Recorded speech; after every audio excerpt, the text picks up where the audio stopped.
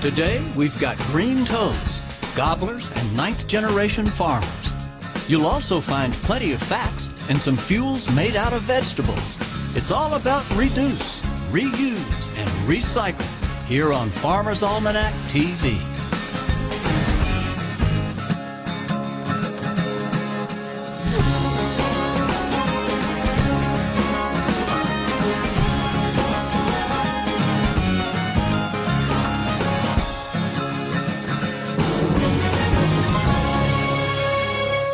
Hello, I'm Jim Wan. Welcome to Farmer's Almanac TV. Farming is often a family business, and it's not difficult to find farms that have been in the same family for 4 or 5 generations. But in Maine, we found a farm that goes back 9 generations. That's almost 250 years. We'd like to introduce you to the families of Tide Mill Farm.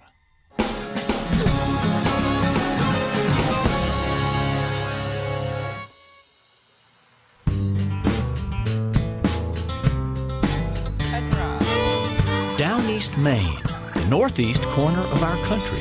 Here, near the coastal town of Edmonds, a rich legacy is carried out every day. A legacy filled with hard work, tears, laughter, love.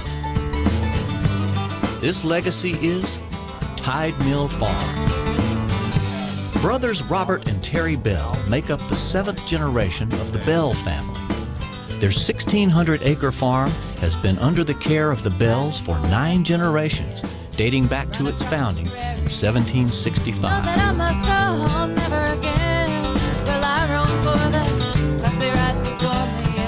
Well, the first Bell was Robert that settled here, and he came from Eastport by way of Scotland, and he put up a grist mill to grind grain for the new settlers that were here.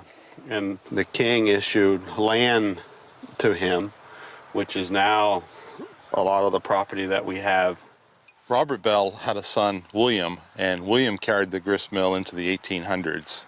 From what I understand, each stone is made to grind a certain type of grain, so he was probably limited in the type that he ground here. The farm was deeded by King George before the birth of the Constitution to the first Bells here.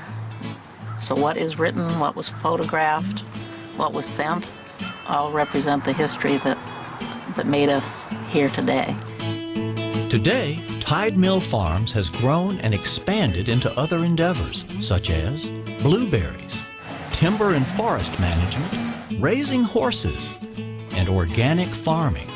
The big thing is the general public is asking for these organic products, whether it be lettuce, milk, or in some cases, building products.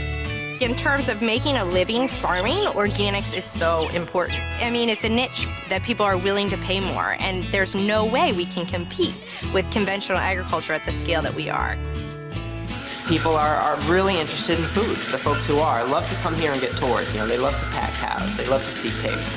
They want to hold a chicken. I think that'll continue for a long time.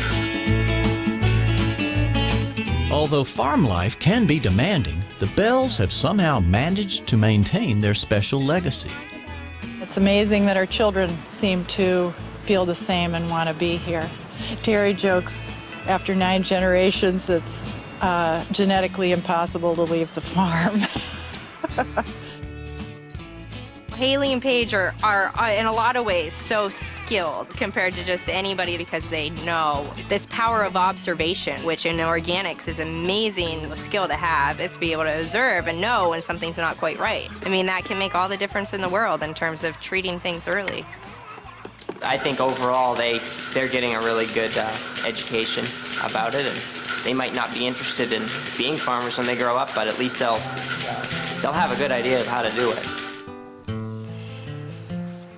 As farms dwindle across America, I think it's at a rate of 300 a day. People are starting to realize that, losing the economic value of the buying local food, buying local healthy food, and coming back to the sense of there was a value to that local farmer being there.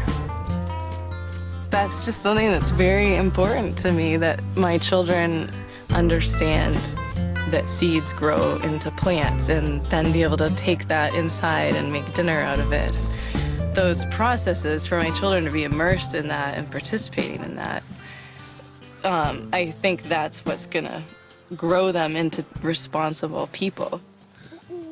I didn't want my children to feel pressure to stay here or be part of this, but lo and behold, they grew up with this place just firmly embedded in their hearts. The Bells have been attentive to each generation's hopes and desires, whether or not those hopes involve the farm at all. Working on a farm, they see birth, they see death, they see us help bring animals into the world, and they know what sadness is. Those emotions are important to developing a morally balanced human being.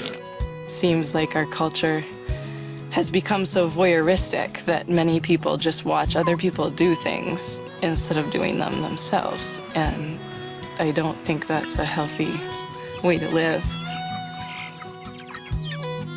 And this is home. This is where my heart is. And I expect to be here for the rest of my life, raising our kids, farming, creating healthy food for people.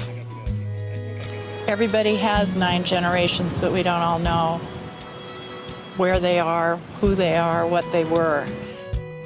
When I'm living in a place where I'm conscious of the generations of people who have come before me, I'm really aware that I hope this is here for my relations 8 generations from now.